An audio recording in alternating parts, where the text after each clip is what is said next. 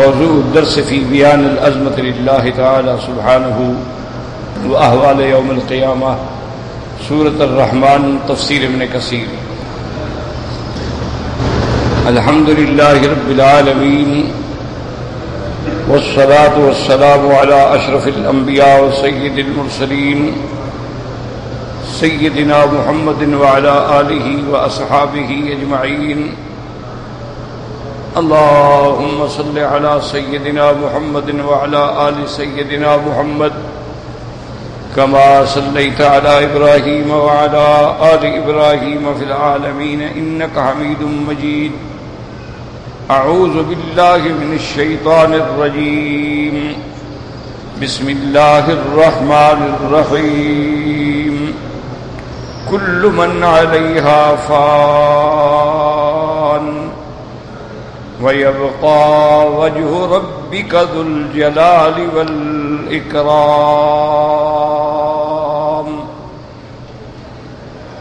فبأي آلاء ربكما تكذبان.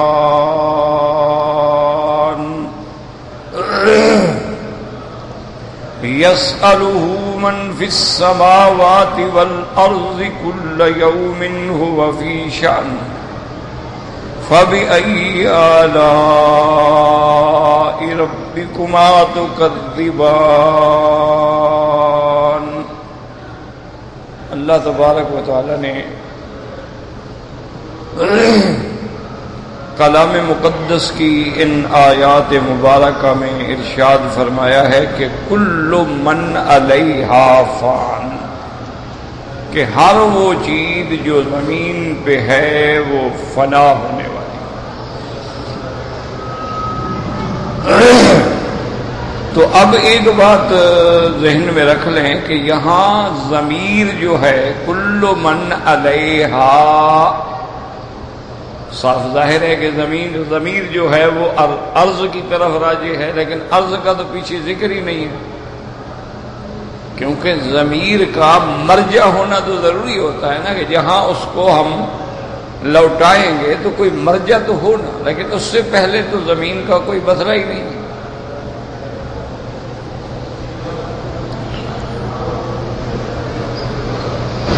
تو یہ ضمیر کیسے لوٹے گا زمین کی طرف؟ کل من علیہا فان. یاد رکھو، اس کے جواب یاد رکھیں دماغ میں. ایک جواب تو یہ ہے کہ جب ایک چیز بالکل معلوم ہو اور فوراً ذہن میں آ جاتی ہو تو اس کے ذکر کی ضرورت نہیں ہوتی. جیسے اللہ فرماتے ہیں انا انزلناہ فی لیلۃ القدر، تحقیق ہم نے اتارا لیلۃ القدر. کیا اتارا؟ مانا ہے قرآن اتارا. تو یہ ایک بات ایسی ہے جو دماغ میں موجود ہے، ورنہ اس صورت میں اس سے پہلے قرآن کا ذکر نہیں ہے. وہ تو سورت شروع یہاں سے ہو رہی ہے، انا انزلناہ فی لیلۃ القدر وما ادراک ما لیلۃ القدر. تو اب ضمیر جو ہے وہ قرآن کی طرف راجع ہے، حالانکہ قرآن کا ذکر نہیں ہے، اس لیے کہ ذہن فوراً سمجھ جاتا ہے کہ اللہ نے کیا اتارا. ایک جواب تو یہ ہے کہ جب چیز معلوم ہو تو ذکر کی ضرورت نہیں ہوتی. اسی طرح قرآن میں آتا ہے وَلَوْ يُؤَاخِذُ اللَّهُ النَّاسَ بِمَا كَسَبُوا مَا تَرَكَ عَلَى ظَهْرِهَا مِن دَابَّةٍ. اگر اللہ تبارک و تعالی ہر گناہ پہ بندے کو پکڑ لیں، مَا تَرَكَ عَلَى ظَهْرِهَا، تو کوئی اس کی پشت پہ نہ رہے. کس کی پشت پہ؟ یعنی زمین کی پشت پہ. کہ ہر آدمی چونکہ زمین کی پشت پہ رہتا ہے تو لہذا اس کے ذکر کرنے کی ضرورت ہی نہیں ہے. ما ترک علی ظہرها من دابۃ.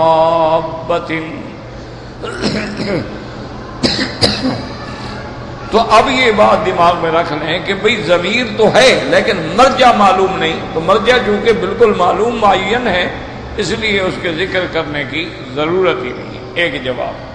اور بعض علماء نے فرمایا کہ اس سے پہلے آپ پڑھ چکے ہیں اللہ پاک نے فرمایا مرج البحرین یلتقیان بینہما برزخ لا یبغیان فبأي آلاء ربكما تكذبان. آگے فرماتے ہیں یخرج منہما اللؤلؤ والمرجان فبأي آلاء ربكما تكذبان وله الجوار المنشآت في البحر كالأعلام فبأي آلاء ربكما تكذبان. تو اب علماء فرماتے ہیں کہ وہ جو دریا دو اللہ نے بنائے ہیں، میٹھا بھی کڑوا بھی، کہاں چلتے ہیں؟ زمین پہ تو چلتے ہیں. یہ جن دریاؤں کا ذکر ہے وہ دریا زمین پر چل رہے ہیں نا، آسمان پر تو نہیں چل رہے ہیں. اچھا، اسی سے جب آپ موتی نکالتے ہیں تو وہ کہاں سے نکالتے ہیں؟ وہی دریا کے کنارے سے، زمین سے ہی نکالتے ہیں. کوئی سمندر کے اندر غوطہ مار کے تو موتی نہیں نکالا جاتا. وہ سیپیاں ہوتی ہیں کناروں پہ پڑی ہوتی ہیں، جاننے والے جانتے ہیں کہاں ہوں گی کہاں نہیں ہوں گی، کبھی ہوتی ہیں کبھی نہیں ہوتی. تو اس لیے یہ ساری چیزوں کا تعلق زمین سے تو ہے. تو جب ساری چیزوں کا تعلق زمین سے تو ہے تو اللہ نے بیان فرمایا کل من علیہا فان، ہر چیز جو زمین پہ ہے، وہ انسان ہیں، وہ جن ہیں، وہ کشتیاں ہیں، وہ موتی ہیں، وہ ہیرے ہیں، وہ پانی ہے، وہ میٹھا ہے، وہ کڑوا ہے، سب فنا ہو جائے، کچھ بھی باقی نہیں رہے گا. اس لیے اللہ تبارک و تعالی نے دوسری جگہ فرمایا وَإِذَا الْبِحَارُ فُجِّرَتْ، جب دریا جو ہیں آگ بن کے دہکا دیے جائیں گے تو دریا بھی ختم، سمندر بھی ختم، ہر چیز ختم ہو جائے گی. اور یہ اللہ کی شان ہے. کبھی کبھی اللہ دنیا میں بھی نمونہ دکھلاتے ہیں. ابھی جو سیلاب آیا ہے تو میرے ایک دوست ہیں تو انہوں نے ماشاءاللہ بڑے لوگوں میں ہیں، تو انہوں نے ایک مصنوعی جھیل بنائی تھی بہت بڑی، ہر طرف باغ تھا، باغ کے درمیان میں جھیل تھی، اس کے کنارے پہ انہوں نے اپنا چڑیا گھر بنایا تھا، اور جھیل کے درمیان میں انہوں نے ایک بند ڈالا، ادھر بھی جھیل اور درمیان میں ایک بنگلہ بنایا تھا بڑا خوبصورت. تو بڑے بڑے لوگ وہاں آ کے ٹھہرتے تھے. تو مجھے خود حج پہ آئے تھے بتا رہے تھے کہ یہ سیلاب ایسا آیا کہ اس انداز میں نہ اب وہاں جھیل ہے، نہ بنگلہ ہے، نہ چڑیا گھر ہے، نہ جانور ہیں، سب بہا کے لے گیا، پانی ہی پانی. ان کو سمجھ نہیں آتی وہ کہاں گئے. اتنی مضبوط ہم نے عمارتیں بنائی تھیں اور وہ سمجھ ہی نہیں آتی کدھر گئے. اچھا وہ جھیل تھی نا، وہ سارا پانی ہو گیا، اب جھیل کہاں ڈھونڈیں گے؟ وہ تو سارا پانی بن گیا، دریا بن گیا. اور پھر 22 فٹ اونچا پانی، تو آدمی کا قد کتنا ہوگا؟ 5 فٹ 6 فٹ 7 فٹ. اس کے اوپر سے جو پانی گزر جائے کیا کریں گے آپ؟ تو اس لیے اللہ فرماتے ہیں کہ یہ جو ساری چیزیں تم پڑھ چکے ہو نا میری نعمتیں، میں جب چاہوں گا یہ سب فنا ہونے والی ہیں. کل من علیہا فان وَيَبْقَى وَجْهُ رَبِّكَ ذُو الْجَلَالِ وَالْإِكْرَامِ، اور باقی تیرے رب کی ذات ہے جو عزت والا، جلال والا، بزرگی والا رب ہے. صرف اسی کی ذات باقی ہوگی، بس باقی سب فانی ہوں گے. جیسے اللہ فرماتے کل شیء ہالک الا وجہہ، ہر چیز ہلاک ہوگی مگر اس کی ذات ہے جو باقی ہے، چونکہ وہ الحی ہے، القیوم ہے، الدائم ہے، الباقی ہے. هو الاول والآخر والظاہر والباطن وهو بكل شيء علیم. لیکن یاد رکھو یہاں لفظ ہے فانن، دوسری جگہ لفظ ہے ہالکن، کل شیء ہالکن. تو اس کا معنی یہ تھوڑا ہے کہ جب قرآن کی آیت اترے گی ہر چیز فنا ہو جائے گی. جب قرآن کی آیت اتری کہ ہر چیز ہلاک ہوگی تو ہلاک نہ مانا ہے ہلاک ہونے والی ہے، ہلاک ہونے کے قابل ہے، فنا ہونے والی ہے، لیکن فنا تو اپنے وقت پہ ہوگی نا۔ یہ مانا نہیں کہ جب قرآن اترا تو کل من علیہا فان، زمین تو ابھی بھی آباد ہے، دنیا موجود ہے، تو فان تو نہ ہوا۔ تو معنی یہ ہے کہ یہ قابل فنا ہے، قابل ہلاک ہیں، صرف اس کی ذات ہے جو قابل فنا نہیں ہے، قابل ہلاک نہیں ہے، جو دائم ہے اور جو قائم ہے، قیوم ہے، باقی ہے، جس کو کوئی نہ زوال ہے نہ موت ہے، لا تأخذہ سنۃ ولا نوم۔ تو اللہ تبارک و تعالی نے یہاں بیان فرمایا کل من علیہا فان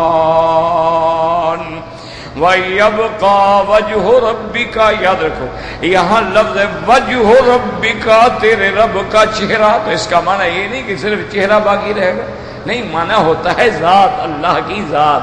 کبھی وجہ کا استعمال ہوتا ہے لیکن مراد کامل ذات ہوتی ہے، جیسے اللہ فرماتے ہیں اینما تولوا فثم وجہ اللہ، یا جیسے اللہ فرماتے ہیں میرے محبوب فول وجہک شطر المسجد الحرام، آپ اپنے چہرے کو اب کعبے کی طرف پھیریں، مسجد حرام کی طرف۔ اب یہ معنی تھوڑا ہے کہ صرف چہرہ پھیر دو باقی بدن ادھر ہو، معنی یہ ہے کہ اب پوری توجہ جو ہے وہ اللہ کے کعبے کی طرف ہوگی۔ تو اس لیے کبھی اللہ تبارک و تعالی وجہ کا لفظ استعمال فرماتی ہیں، وہاں سے مراد اللہ تبارک و تعالی کی ذات ہے، جیسے اس کے شان کو زیبا ہے۔ لیس کمثلہ شیء وہو السمیع البصیر، جیسے اس کی کوئی مثال نہیں ہے۔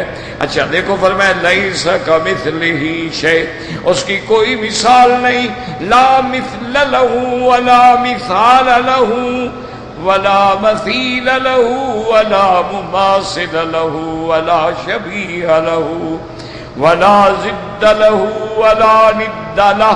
اچھا آگے فرماتے ہیں وَهُوَ السَّمِيعُ الْبَصِيرُ، بندے کو سمجھا دیا کہ وہ سننے والا، دیکھنے والا، کہ سن تو تم بھی رہے ہو، دیکھ تو تم بھی رہے ہو، لیکن تمہارا دیکھنا سننا کیا اس کے مقابلے میں۔ تو اس لیے سمجھ لو کہ انسان کہے کہ میری بھی ذات ہے، اللہ کی بھی ذات ہے، تو اللہ نے فرمایا لیس کمثلہ شیء، جیسے تیری سمع بصر اس کا مقابلہ نہیں کر سکتی، ایسے تیری ذات بھی نہیں کر سکتی۔ تیری ذات فانی ہے اور اس کی ذات باقی ہے، کوئی فانی کسی باقی کا مقابلہ نہیں کر سکتا۔ اس لیے اللہ فرماتے ہیں کل من علیہا فان وَيَبْقَى وَجْهُ رَبِّكَ ذُو الْجَلَالِ وَالْإِكْرَامِ۔ اس لیے میرے مدنی دعا فرماتے تھے یا بدیع السماوات والارض یا ذا الجلال والإکرام اصلح لنا شأننا كلها فلا تکلنا إلى أنفسنا طرفة عين ولا إلى أحد من خلقك۔ یاد رکھو کل من علیہا فان۔ اچھا اب سوال پیدا ہوتا ہے کل من علیہا، جو چیز زمین پہ ہے وہ قابل فنا ہے، تو جو آسمان میں ہے یہ تو ذکر زمین کا آ رہا ہے۔ یاد رکھو یہ ذکر جو ہے یہاں زمین کا آ رہا ہے کہ جو چیز زمین پر ہے وہ فانی ہے، تو جو آسمانوں میں ہے، جو فضاؤں میں ہے، جو ہواؤں میں ہے، زمین پر تو نہیں ہے، کیا وہ فنا نہیں ہوں گے؟ تو بات سمجھ لو، علماء نے فرمایا کہ آسمان جو ہے وہ جو اوپر کھڑا ہے یہ چھت ہے، اور نیچے کیا ہے؟ زمین ہے، تو گویا آسمان بھی تو زمین پر ہے نا۔ بات سمجھے نا، آپ کے گھر کی چھت ہوتی ہے، چھت گر جائے کہاں گرے گی؟ وہ دوسرے آدمی کے گھر میں جا کے گرے گی، اسی زمین پہ گرے گی۔ وہ اسی لیے میرے والد صاحب رحمۃ اللہ علیہ فرماتے تھے کہ میں نے ایک دفعہ زمین خریدی اس زمانے میں تو زمینیں کیا اس کی کوئی قیمت ہی نہیں ہوتی تھی، 20 روپے ایکڑ اور 40 روپے ایکڑ. تو بہرحال وہ کہتے میں نے زمین خریدی تو ایک خالص جٹ تھا، وہ ہمارا زمین کا ہمسایا تھا، زمینیں ہماری ملتی تھیں اس سے. تو وہ کہتے ہیں کہ وہ بوڑھا آدمی بالکل اور خالص ان پڑھ جٹ، یعنی جس کو ایک لفظ بھی نہیں پڑھ سکتا، الف با بھی نہیں پڑھ سکتا. تو وہ کہتے ہیں وہ میرے پاس آیا اور کہنے لگا حضرت مجھے پتہ لگا آپ نے زمین خریدی ہے. میں نے کہا ہاں. کہتا میں مبارکباد دینے آیا ہوں، اللہ مبارک کرے. اور کہنے لگا مولوی صاحب آپ نے زمین نہیں خریدی، آسمان بھی خریدا ہے. اور سے فرماتے ہیں میں حیران کہ یہ جٹ جاہل کیا کہہ رہا ہے. اب بوڑھا آدمی ہے، مبارک دینے آیا ہے، اس کو آدمی ڈانٹ تو نہیں سکتا. تو میں نے کہا کہ کیسے آسمان کیسے؟ اور اس نے کہا مولوی صاحب تیری زمین پر جو بارش ہوگی وہ اسی جگہ ہوگی یا کسی اور کے گھر میں چلی جائے گی؟ تو جہاں تم نے زمین لی گویا آسمان کا ٹکڑا بھی تو تم نے لے لیا نا، وہ آسمان بھی تو اسی پہ برسے گا نا، اور کہاں جائے گا؟ تو والشاہ فرماتے ہیں میں حیران ہو گیا. میں نے کہا دیکھو جس کو ہم کہتے ہیں جاہل ہے، جٹ ہے، وہ تو ہم سے بھی زیادہ سمجھدار ہے، ہم مولویوں سے بھی زیادہ عقل رکھتا ہے. تو اس لیے ہمیشہ یاد رکھیں کہ کل من علیہا، تو آسمان کس پہ ہے؟ وہ بھی زمین پہ قائم ہے. اچھا اس لیے ایک جواب یاد رکھو کہ ہر چیز زمین پہ ہے گویا. اب دیکھیں نا ہوائی جہاز ہے، فضا میں اڑ رہا ہے لیکن اترے گا کہاں؟ لینڈ کہاں کرے گا؟ زمین پہ کرے گا. ٹیک آف کہاں سے کرے گا؟ زمین سے کرے گا. تو صاف بات ہے کہ گویا مانا ہر چیز زمین پر ہے.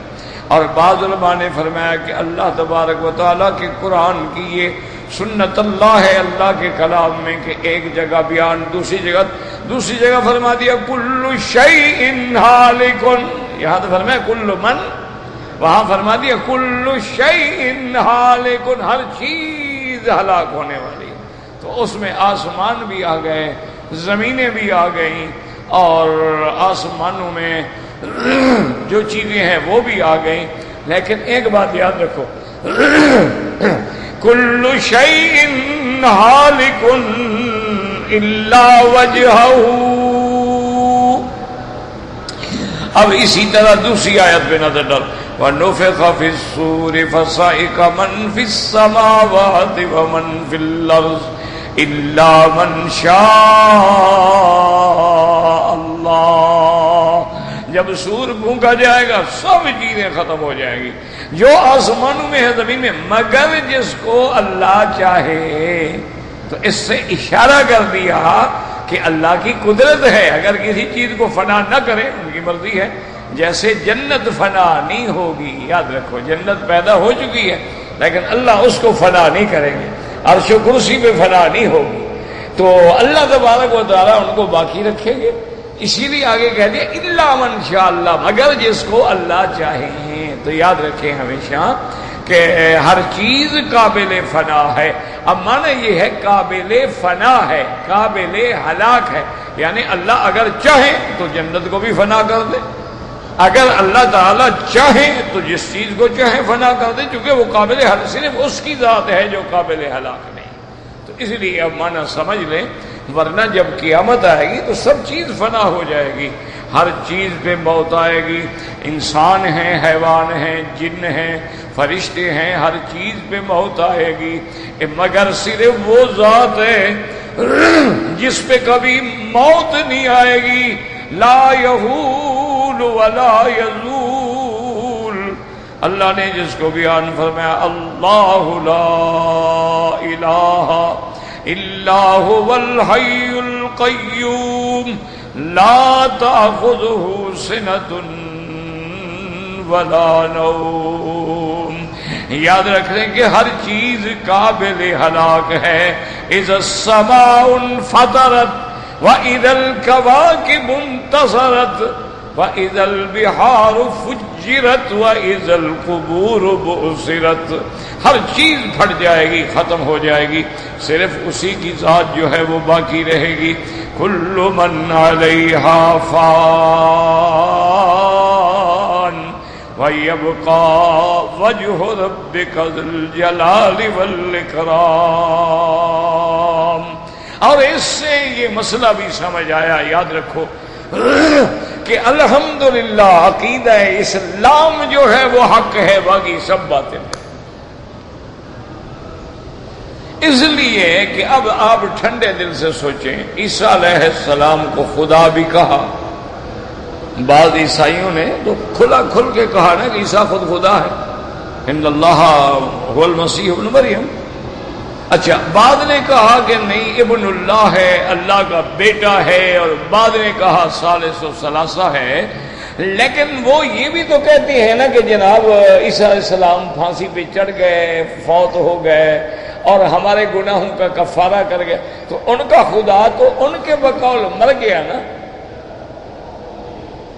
میری بات کو سمجھو، محنت کرو گے تو سمجھ آئے گی، اور ایسے بیٹھنا ہے تو بیٹھے رہو، ادھر کی نکل گئی ادھر سے اڑ گئی، بس وعلیکم السلام۔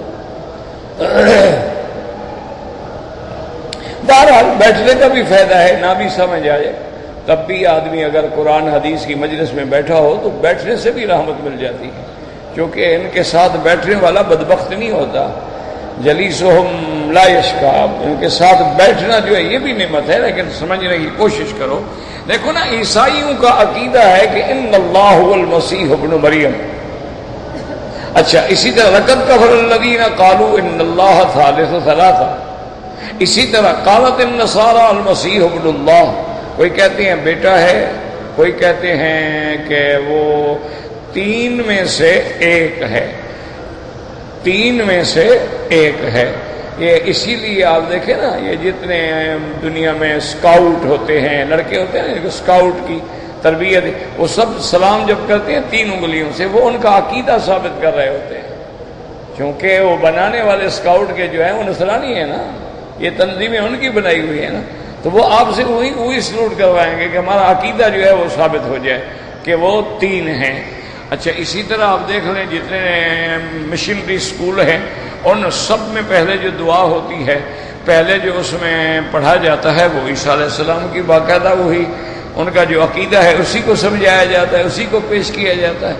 تو بہرحال یہ تو رونے کی باتیں ہیں، مسلمان ہے ماشاءاللہ، غافل ہے، سویا ہوا ہے ماشاءاللہ، یہ جاگتا ہی نہیں، پتہ نہیں اس کو کیا ہو گیا، کوڑے پہ کوڑا برس رہا ہے لیکن یہ سویا ہوا، زلزلہ آ جائے سویا ہوا، سیلاب آ جائے سویا ہوا، عزتیں لٹ جائیں سویا ہوا، قتل ہو جائے سویا ہوا ہے۔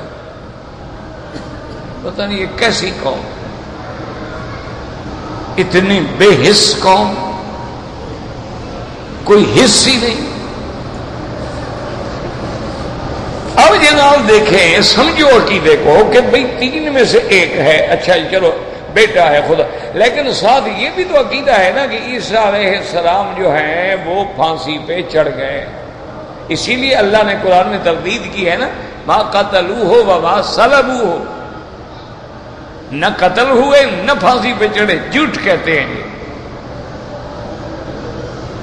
تو ان کا عقیدہ ہے کہ پھانسی پہ چڑھ گئے اور ہمارے گناہوں کا کفارہ بھی کر گئے، اب ساری زندگی ہم جو گناہ کرتے رہیں گے ہمیں کوئی سزا نہیں ہوگی، کیونکہ عیسیٰ علیہ السلام قربانی دے گئے۔ اچھا، معنی یہ ہوا کہ ان کا خدا مر گیا۔ اچھا، تین میں ایک تھا تو وہ بھی مر گیا، اچھا وہ خدا کا بیٹا تھا تب بھی مر گیا، تو جو مر جائے وہ کیسا خدا؟ سمجھ آ رہی ہے کہ نہیں سمجھ آ رہی ہے؟ اچھا، یہودی کہتے ہیں کہ عزیر خدا کا بیٹا ہے اور ساتھ کہتے ہیں وہ مر گیا، تو ان کا خدا بھی مر گیا، خدا کا بیٹا بھی مر گیا۔ اچھا، ہندو ہیں، وہ جتنے بڑے بڑے برہمن ہیں، پنڈت ہیں، بڑے بڑے جناب، یہ وشنو ہے، یہ کرشنا ہے، یہ فلان ہے، جتنی دیوی دیوتاؤں کو پوجتے ہیں وہ کدھر ہیں؟ معنی یہ ہے وہ کہتے تھے یعنی مر گئے، اب تو صرف ان کا ایک بت ہے نا، وہ اصل تو نہیں ہے نا، تو ان کے خدا بھی مر گئے۔ اچھا اب جناب آ جائیں گوتم بدھ والے ہیں، وہ بدھ کی پرستشیں کرتے ہیں، لیکن بدھ کہاں ہے بدھا؟ وہ بھی مر گیا، وہ مانتے ہیں کہ وہ مر گیا۔ اچھا سکھ جو ہیں ان کا سب سے بڑا جو ہے مرکز عبادت وہ گرو نانک ہے۔ اچھا گرو نانک بھی مر گیا، تو ان سب کے خدا تو مر گئے، تو صرف ایک مسلمان ہے نا جس کا عقیدہ ہے کہ میرے خدا پہ کبھی فنا۔ بات کو سمجھو، دماغ میں بٹھاؤ، یہ مسلمان کی عزت ہے، عظمت ہے، شان ہے کہ اس کا دین بھی زندہ ہے، اس کا خدا بھی زندہ ہے، اس کا قرآن بھی زندہ ہے، اس کا کعبہ بھی زندہ ہے، اس کی ہر چیز زندہ ہے۔ اس لیے اللہ نے فرما دیا کہ ہر چیز قابل فنا ہے۔ وَيَبْقَى وَجْهُ رَبِّكَ ذُو الْجَلَالِ وَالْإِكْرَامِ۔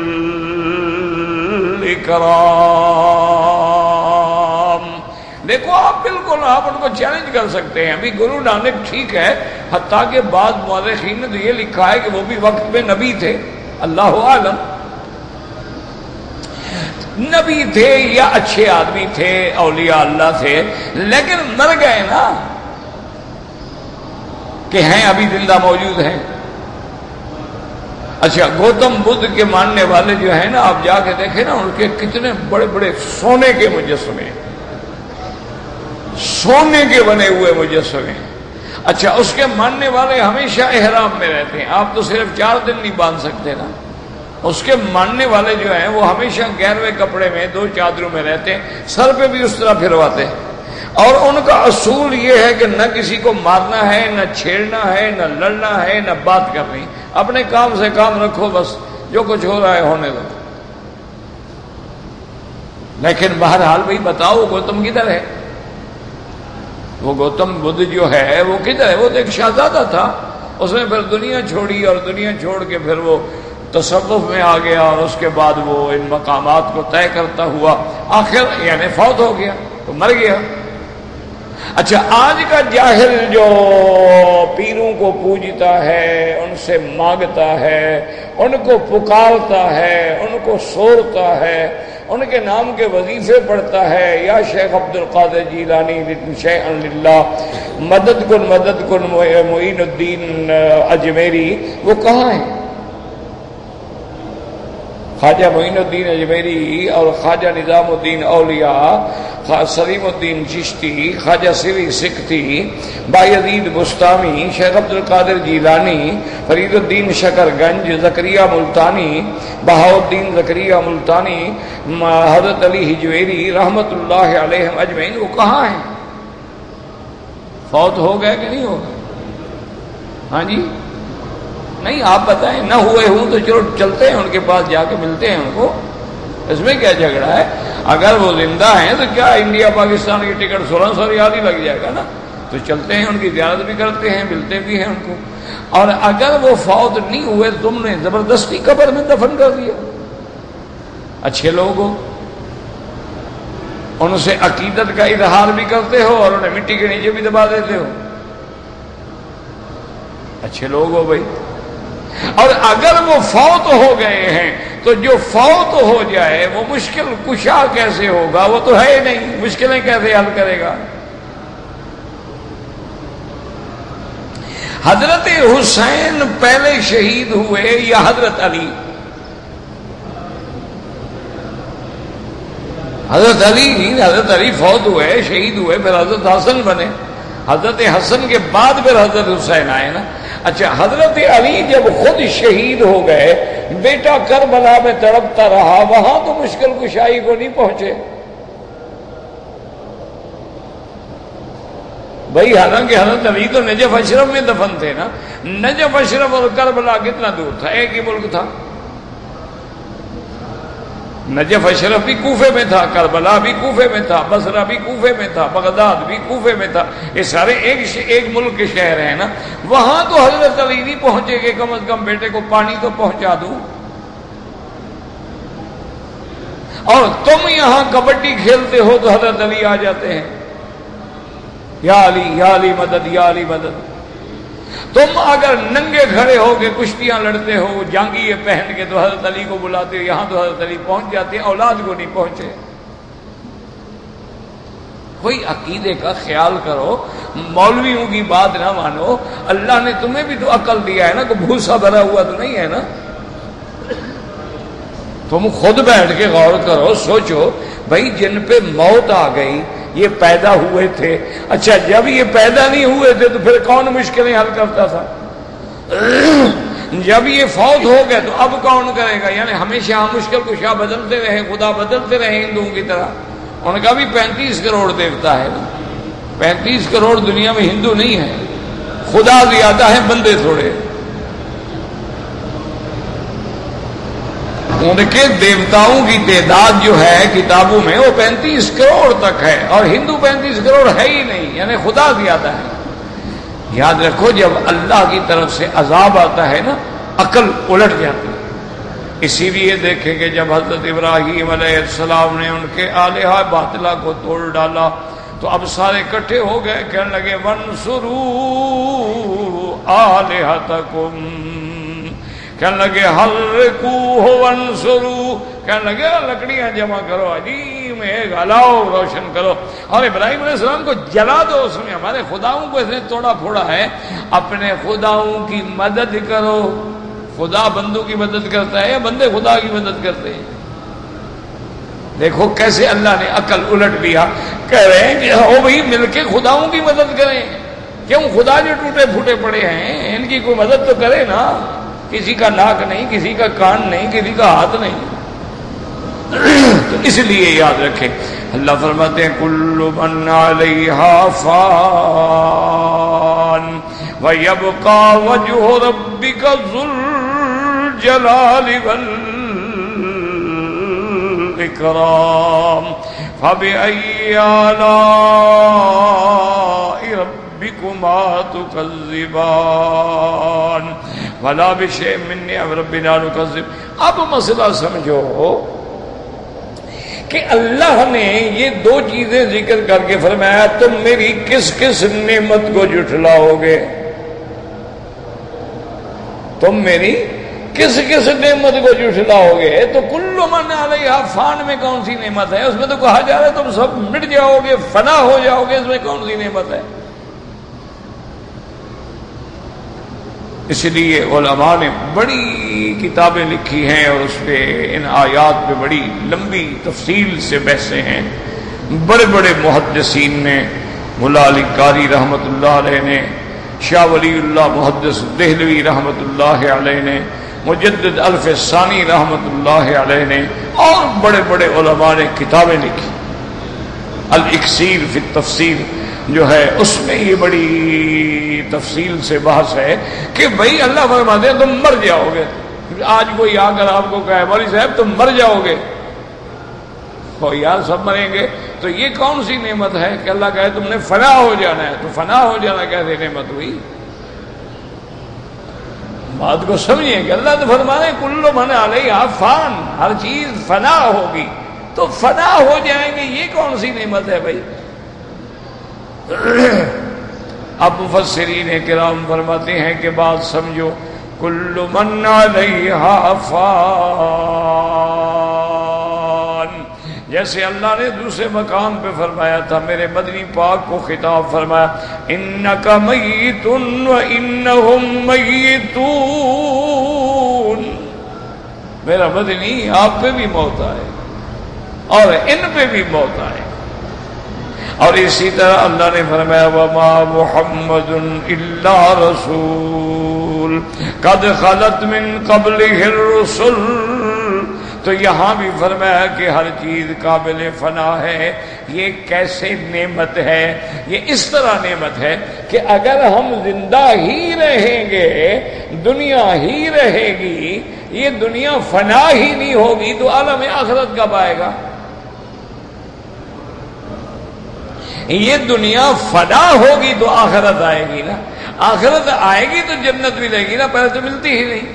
اور حیات جاویدانی ملے گی، فانی سے نکل کے باقی میں آ جائیں گے، تو کتنی بڑی نعمت ہے۔ اگر فنا نہ ہوتے تو وہ حیات دائمی نہ ملتی، اگر فنا نہ ہوتے تو جنت نہ ملتی، اگر فنا نہ ہوتے تو وہ نعمتیں نہ ملتی، اگر فنا نہ ہوتے تو یوم الجزا نہ آتا۔ لہذا دیکھو کتنی بڑی نعمت ہے، زندگی بھی نعمت ہے اور فنا ہو جانا بھی نعمت ہے، تو ہر چیز میں نعمت ہے۔ اس لیے اللہ نے بعد میں فرمایا فَبِأَيِّ آلَاءِ رَبِّكُمَا تُكَذِّبَانِ۔ اچھا اب دیکھیں، پہلی چیز تو یہ ہے نا کہ ہم فنا ہوں گے تو آخرت میں آئیں گے نا، مریں گے تو ادھر جائیں گے نا، مرنے سے پہلے تو جا نہیں سکتے۔ اور آگے فرما دیا میرے بندے تیرا فنا ہونا نعمت ہے اور میرا باقی رہنا نعمت ہے۔ اگر خدا ہی نہ ہو تو بدلہ کون دے گا؟ خدا ہی نہ ہو تو ہمیں کون جزا دے گا؟ ہمیں کون جنت جہنم کے فیصلے کرے گا؟ اور اگر خدا نہ ہو ہمیں قبروں سے کون نکالے گا؟ ہم تو وہیں پڑے پڑے تباہ برباد ہو جائیں گے۔ تو خدا کا باقی رہنا بھی نعمت اور بندے کا فنا ہونا بھی نعمت۔ اس لیے فرمایا کل من علیہا فان ویبقى وجہ ربک ذو الجلال والاکرام فبأي آلاء ربکما تکذبان۔ تو اب آپ سمجھیں کہ نعمت ہے کہ نہیں ہے؟ فنا ہونا بھی نعمت ہے اور مٹ جانا بھی نعمت ہے، مر جانا بھی نعمت ہے۔ اسی لیے بعض بزرگ تو بڑے ہنستے تھے، جیسے مرزا مظہر جان جانا کی جب موت قریب آئی تو کہنے لگے کون کہتا ہے کہ مرزا مر گیا؟ مرزا تو اب اپنے اصلی گھر گیا۔ کہتے کیا یار مر گیا؟ کیا مر گیا؟ مر گیا تو کیا ہو گیا؟ میں تو اپنے اصلی گھر جا رہا ہوں نا، یہ تو فانی دنیا ہے، یہ تو کچھ بھی نہیں ہے۔ اچھا اس کو کچھ لوگوں نے اس طرح بھی سمجھایا ہے، انہوں نے کہا جیسے زندگی نعمت ہے، جوانی نعمت ہے، بڑھاپا نعمت ہے، اسی طرح مرنا بھی نعمت ہے۔ کیوں؟ جوانی ہوگی، طاقت ہوگی تو عبادت کریں گے، طاقت ہوگی دوڑیں گے، بھاگیں گے، طواف کریں گے۔ اچھا بڑھاپا بھی نعمت ہے کہ اللہ فرماتے ہیں فرشتے یہ میرا بندہ بوڑھا ہو گیا ہے، یہ جوانی میں جتنے طواف کرتا تھا، نفلیں پڑھتا تھا، ذکر کرتا تھا، وہ سارے لکھتے رہو، ابھی عاجز ہو گیا لیکن تم لکھتے رہو، گویا یہ کر رہا ہے۔ تو اب بڑھاپا بھی نعمت ہے، بڑھاپا بھی اللہ اسی لیے ہے کہ جب آدمی بوڑھا ہو جاتا ہے اس پہ اللہ کی رحمتیں آ جاتی ہیں۔ موت بھی نعمت ہے، موت آئے گی تو جنت میں جائیں گے ورنہ کیسے جائیں گے؟ اچھا ایک انہوں نے سمجھانے کے لیے کہا کہ ایک ظاہر سمجھ لو، مثلا میرے والد فوت ہو گئے، ان کے والد فوت ہو گئے، ان کے والد فوت ہو گئے، ان کے والد فوت ہو گئے، اگر سارے زندہ رہتے تو تم رکھتے کہاں ان کو؟ یعنی تمہارے پردادے سے ہی شروع کر لیں تو اس وقت تک کتنے بندے بنتے ہیں؟ تم تو اپنی بیوی اور 2 بچوں کو روٹی نہیں دے سکتے اور 10 دادے بھی پیچھے بیٹھے ہوتے ہیں، تو پھر کیا حال ہوتا؟ اگر سارے بوڑھے بیٹھے رہتے، موت نہ آتی، سب بیٹھے رہتے، تو تم ان کا فکر کرتے، اپنی اولاد کا آگے فکر کرتے، کس کا فکر کرتے؟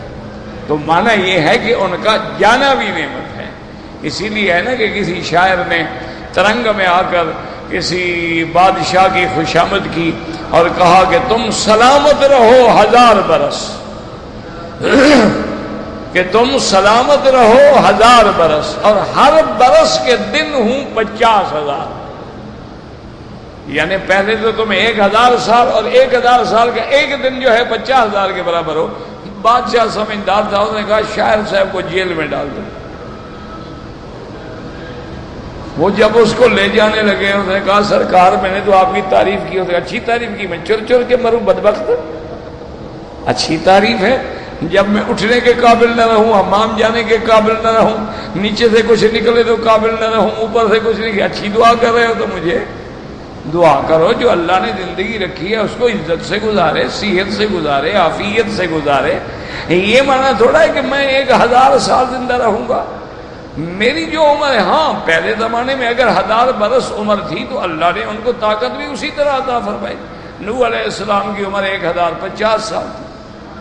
اچھا بعض جنات ایسے ہوتے ہیں جن کی 3,000 سال عمر ہوتی ہے۔ ایک جن حضور کی خدمت میں آیا، اس نے کہا حضور مہربانی کر کے مجھے قرآن شریف پڑھا دیں، قرآن شریف سنا دیں، میں اسلام لاتا ہوں۔ حضور پر اسلام لایا، حضور نے قرآن سنایا، کہنے لگا یا رسول اللہ صلی اللہ علیہ وسلم جیسے آج آپ نے مہربانی کر کے مجھے قرآن سنایا، میں نے موسیٰ علیہ السلام سے تورات بھی خود سنی ہے۔ اب کہاں موسیٰ علیہ السلام، کہاں حضور، 4,000 سال کا فرق ہے، لیکن وہ زندہ تھا۔ تو جنات میں ایسی عمریں ہوتی ہیں۔ اچھا اسی طرح سانپ ہیں، ان میں بھی ایسی عمریں ہوتی ہیں۔ اسی طرح بعض درخت ہیں، ان کی بھی بڑی بڑی عمریں ہوتی ہیں۔ لیکن اصل نظام یہی ہے کہ جو اللہ نے ہمارے لیے لکھا ہے وہی رحمت ہے، جو اللہ کا فیصلہ ہے وہی رحمت ہے۔ اب دنیا چونکہ ختم ہو رہی ہے، اس لیے ہماری عمریں بھی تھوڑی ہوتی گئی۔ پہلے 1000 سال، پھر 900 سال، 800 سال، 70 سال، اب 70 سال، 60 سال، 65 سال، 80 سال، بہت کم لوگ ہیں جو 100 سال پہ پہنچتے ہیں۔ تو اس لیے اللہ نے فرمایا میری نعمتیں ہیں، کل من علیہا فان ویبقى وجہ ربک ذو الجلال والاکرام۔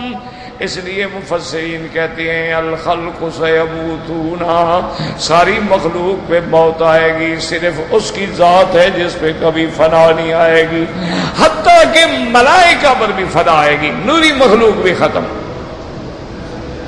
آخر میں اللہ فرمائیں گے یا جبرائیل کم بقی من عبادی، جبرائیل میرے بندوں میں کتنے باقی ہیں؟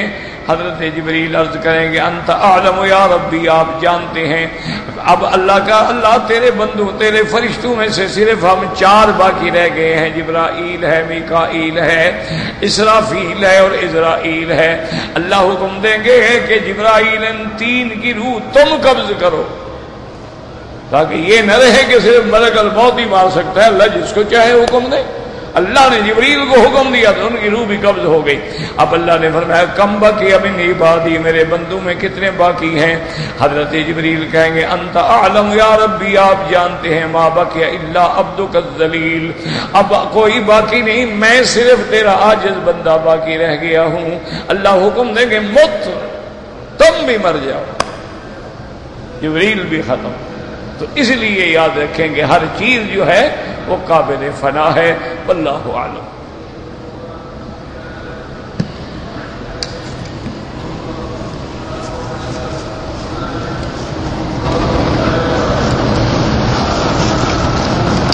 کہتے ہیں جی کہ ہر طواف کے بعد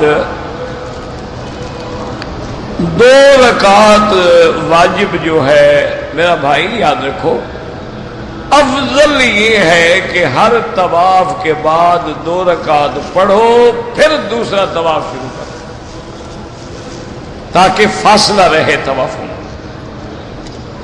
لیکن اگر کوئی آدمی 2-3 طواف اکٹھے کر لے اور بعد میں 2 رکعت پڑھ لے، وہ بھی جائز ہے،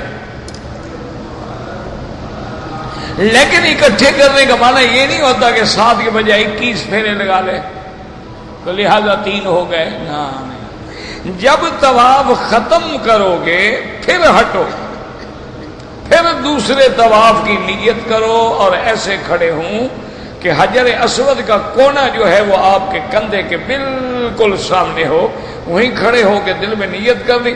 اب تھوڑا سا آگے بڑھو گے تو بسم اللہ اللہ اکبر وللہ الحمد، اس کے بعد پھر چلنا شروع کرو۔ جب ایک طواف ختم ہو گیا پھر دوسرا اسی طرح شروع کرو، یہ نہیں کہ 21 چکر لگا لو تو سمجھو 3 طواف ہو گئے۔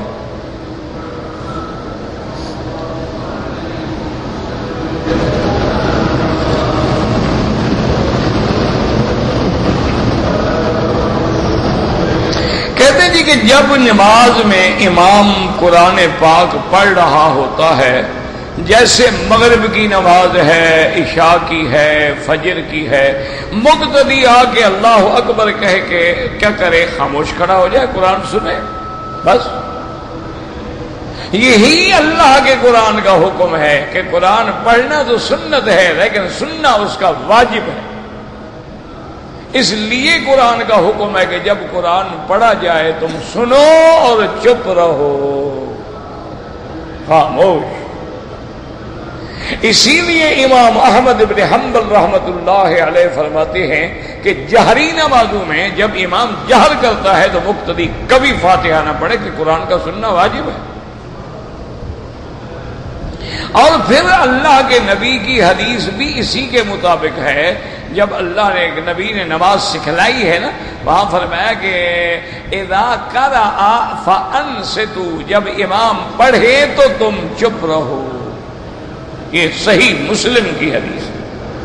اسی طرح ایک اور صحیح حدیث میں حضور نے فرمایا اذا قال الامام غیر المغضوب علیہم ولا الضالین فقولوا آمین، کہ جب امام کہے غیر المغضوب علیہم ولا الضالین، اب تم سب کیا کہو؟ آمین۔ تو معلوم یہ ہوا کہ مقتدی کی ذمہ داری آمین ہے، غیر المغضوب علیہم ولا الضالین کا پڑھنا جو ہے وہ امام کی ذمہ داری ہے، وہ مقتدی کی ذمہ داری ہے ہی نہیں۔ ہماری ذمہ داری تو صرف آمین کہنا ہے۔ اگر ہم اپنی بھی پڑھیں امام کی بھی پڑھیں تو پھر تو 2-3 آمین ہو جائیں گی نا، ہم اپنی آمین الگ کہیں امام کے ساتھ الگ کہیں۔ اس لیے بہرحال یہ ہے کہ، اور باقی ایک قول میں امام شافعی فرماتے ہیں مقتدی بھی پڑھے، ہم تو الحمدللہ کسی پر نہ اعتراض کرتے ہیں نہ کسی کو باطل سمجھتے ہیں، لیکن جس بات کو، جس فقہ کو ہم نے پڑھا ہے اس کو ہم راجح سمجھتے ہیں۔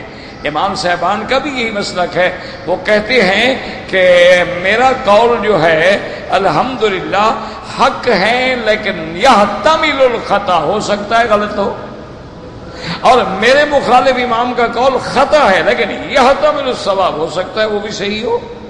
تو اس لیے ہم کسی کو غلط نہیں کہتے، لیکن جن سے پڑھا ہے صاف بات ہے اسی کو ترجیح دیتے۔ کہتے تھے کہ ظہر کی نماز کی جو پہلی 4 سنتیں ہیں اگر ہم 2-2 کر کے پڑھیں بالکل ٹھیک ہے، وہ بھی افضل ہے، 2-2 کر کے پڑھیں، 4 اکٹھی پڑھیں وہ بھی جائز ہے، کوئی ایسا جھگڑا نہیں ہے۔ کہتے ہیں کہ ایک آدمی کے 2 نام ہو سکتے ہیں یا ایک نام تو ہمیشہ ایک ہوتا ہے، باقی تمہاری مرضی۔ آج کل تو رواج ہے نا کہ ایک پوری سطر میں نام ہوتا ہے، ماشاءاللہ، اللہ تبارک و تعالی رحمت فرمائے۔ تو بہرحال شریعت میں ہمیشہ دیکھو نا، حضور پاک کے صحابہ ہیں، تابعین ہیں، نام ہمیشہ ایک ہوتا ہے، آگے باپ کا نام لگایا جاتا ہے تاکہ ولدیت معلوم ہو۔ محمد ابن عبداللہ، محمد ابن عبد المطلب، تو حضور کا نام تو محمد ہے، اور گھر میں انا محمد و انا احمد، تو آپ کا نام احمد ہے وہ بھی ایک ہے، انا محمد وہ بھی ایک نام ہے، تو نام تو ہمیشہ ایک ہوتا ہے، لیکن ہمارے ہاں رواج ہے، بہرحال اس کا کیا علاج ہے۔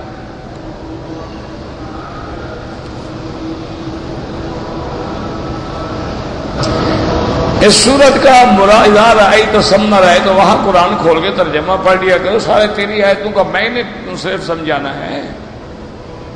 بھائی قرآن موجود ہے، ترجمے موجود ہے، کہ جب اللہ کی نعمتیں دیکھو گے تو تم عظیم اللہ کا ملک دیکھو گے، جنت کی نعمتیں جب اللہ پاک دکھلائیں گے ہمیں، ایسی باتیں کہ یہ کوئی مسئلہ نہیں ہے کہ تم پوچھو، ایک آیت ہے اس کا ترجمہ کھول کے پڑھ لو۔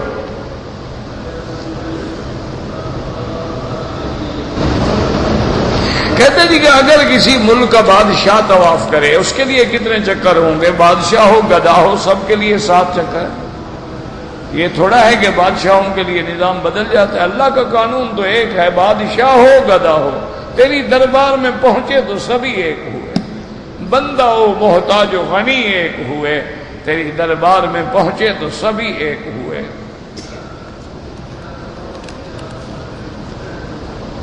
اسی لیے اقبال کہتے ہیں ایک ہی صف میں کھڑے ہو گئے محمود و ایاز، نہ کوئی بندہ رہا نہ کوئی بندہ نواز، اب سب تیرے بندے ہیں بس۔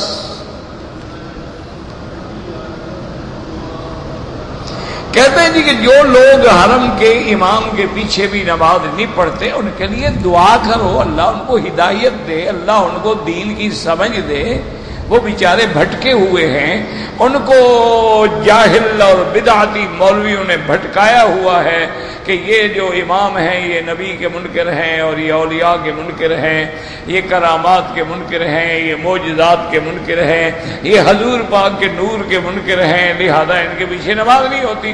ان غریبوں کو تو بھرا گیا ہے، وہ ایک آدمی نے حضرت تھانوی کو آ کے کہا کہ حضرت احمد رضا خان جو ہے نا وہ آپ کو بڑی گالیاں دیتا ہے، آپ کے خلاف بڑی باتیں کہتا ہے، بیان دیتا ہے، اخباروں میں لکھتا ہے، تو آپ جواب نہیں دیتے۔ فرمایا میرا بھائی، جب ان کو یہ کہا جاتا ہے کہ ہم گستاخ رسول ہیں اور ہم اولیاء اللہ کے منکر ہیں، وہ بیچارہ گالیاں ہی دے گا، پھول لے کے چڑھانے تو نہیں آئے گا ہمارے لیے۔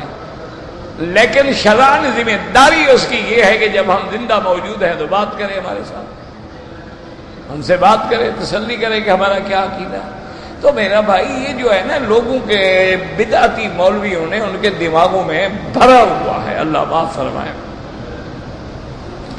اور اس کو وہ ہر لحاظ سے بھرتے رہتے ہیں۔ لیکن علاج کیا ہے؟ دعا کرو کہ اللہ ان کو ہدایت دے اور اللہ حرم میں آ کر بھی ان کو محروم نہ کرے۔ یہ کتنی بڑی بدقسمتی ہے کہ آدمی دریا کے کنارے پیاسا مر جائے، یہ کتنی بڑی بدقسمتی ہے۔ اللہ ہدایت دے، اللہ پاک ان کو شرک سے بدعات سے بچائے۔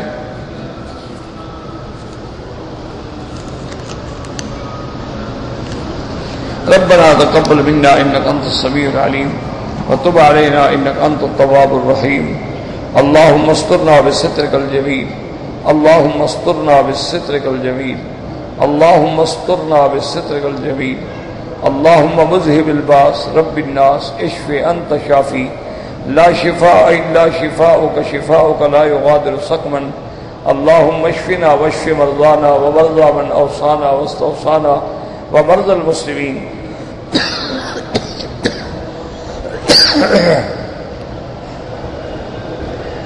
اللهم ارحم ضعفنا واجبر كسرنا اللهم يسر امورنا فرج همومنا اللهم اسعدنا في الدارين اقض عنا الدين اللهم انا نعوذ بك عن البرص والجنون والجذام وعن سيء الاسقام اللهم انا نسالك من الخير كله عاجله وآجله ما علمنا منه وما لم نعلم اللهم إنا نعوذ بك من الشر كله عاجله وآجله ما علمنا منه وما لم نعلم صلى الله تعالى على خير خلقه سيدنا محمد وعلى آله وصحبه أجمعين